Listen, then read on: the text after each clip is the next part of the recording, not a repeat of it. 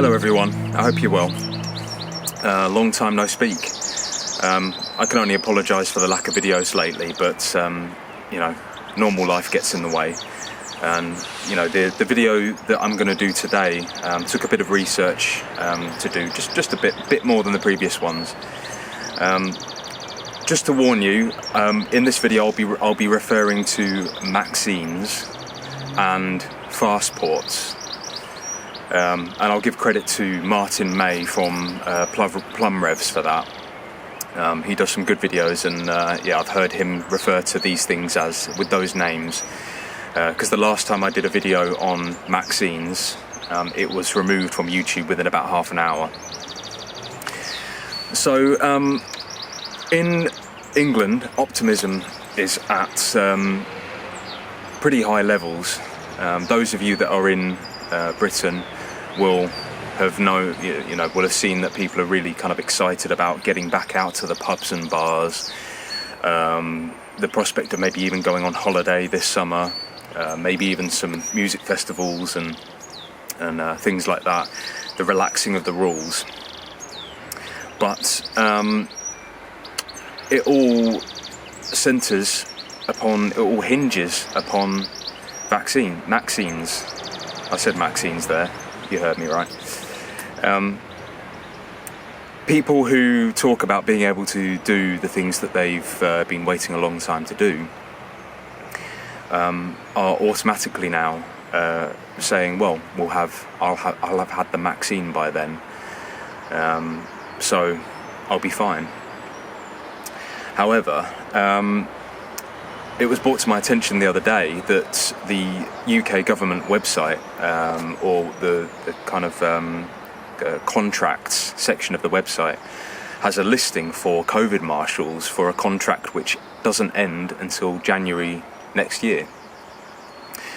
Furthermore, we know that the World Bank has stated that their lockdown project, so to speak, doesn't end until March 2025. So we have good reason to believe, those of us that are questioning these things and those of us that know that there's an agenda behind this all, have good reason to believe that this isn't ending this summer. Not in England, not in on mainland Europe, not anywhere. This is a global agenda that's playing out for the next few years. It seems that they're going to allow some kind of reprieve this summer, but it comes with the condition of Maxine's, and they're going to say to people that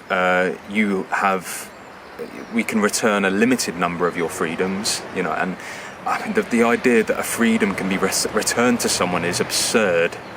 A freedom doesn't have gatekeepers. Freedoms aren't granted. A freedom is what it is, and it certainly shouldn't be.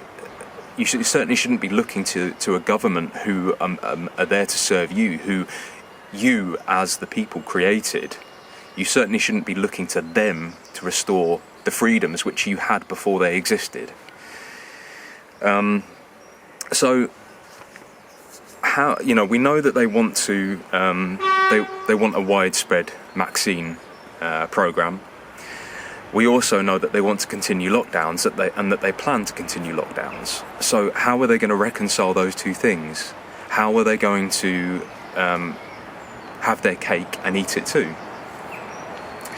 The way that they'll do that, sorry, I've got something in my shoe. The way that they'll do that is to increasingly put the onus and the blame on the unvaccinated, and justify the continued restrictions by saying that we have a certain number of people who still haven't been vaccinated. And I think initially they'll say we haven't been able to roll out the Maxine to everyone of all age groups, but I think as this year goes on, the narrative will harden, so to speak, and they'll start talking about the belligerence of the anti-vaxxers, anti-maxers. And increasingly the blame will come down on those of us who refuse to have the Maxine even when it's offered to us, and they'll probably around autumn time, the lockdown restrictions will increase again, as they have for the to a similar level that they've been, or more extreme levels than they have been over the last year. And the narrative will be that we only have to go back into lockdown because of the anti-vaxxers.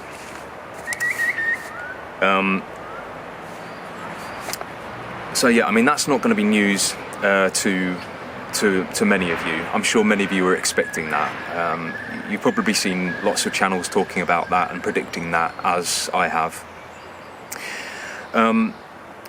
I've also seen a paper on the EU website which talks about the green certificate. They're talking about rolling out this continent-wide green certificate so that at borders between countries, they can easily check what the status of everyone is regarding their health. However, on their website, just to mention first, interestingly, in the introduction to the paper, it says it can also be introduced in Iceland, Liechtenstein, Norway, as well as Switzerland. I'm interested in the fact that it doesn't mention the UK there.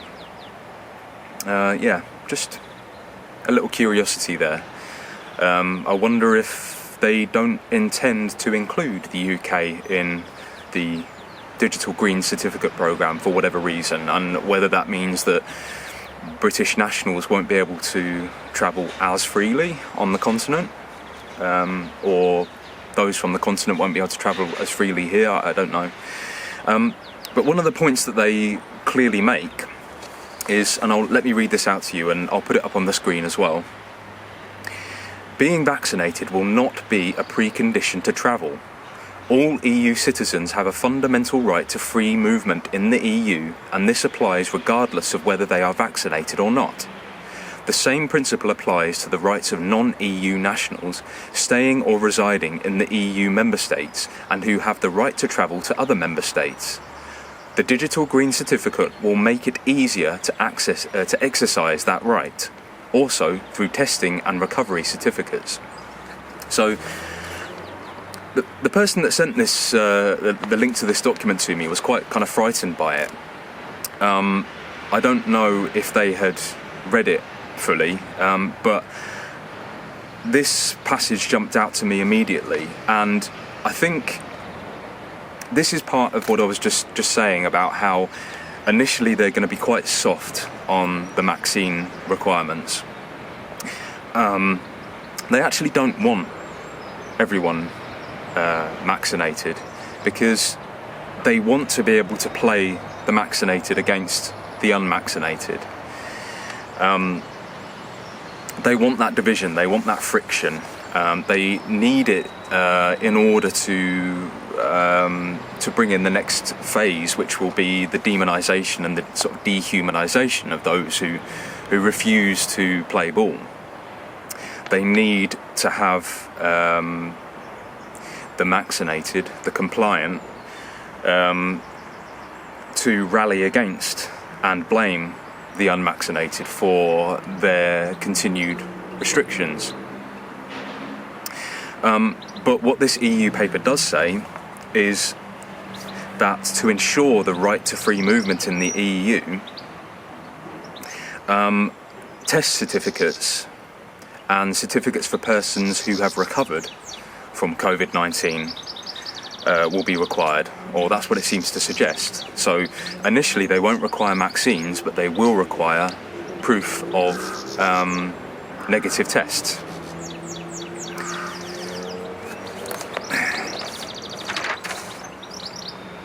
So initially the vaccine is not going to be mandated, and we have reason to suspect that it won't actually be mandated by government, by the state, and that it will actually be mandated by private companies. Until that happens, they want to be able to scapegoat the unvaccinated and blame them for the lockdown restrictions which they already plan to continue for at least the next 3 years, 3.5 years. So those who've been following this channel know that I'm not here to create pessimism, because there's enough of that. I'm also not here to create blind optimism. I'm here to give what I think is a realistic picture of the lay of the land, so that we can foresee what's coming down the line and prepare for it. So a lot of people are talking about how people are waking up now. You know, there's a big awakening. There was a big protest in London. There's protests ongoing in various countries, with, you know, over 100,000 people, huge crowds. But I'm skeptical about this. I'm not skeptical about those who are awake to it, and that there are huge numbers. But I think we've probably reached a point now where those who are capable of seeing through this farce have already seen through it. In the village where I live,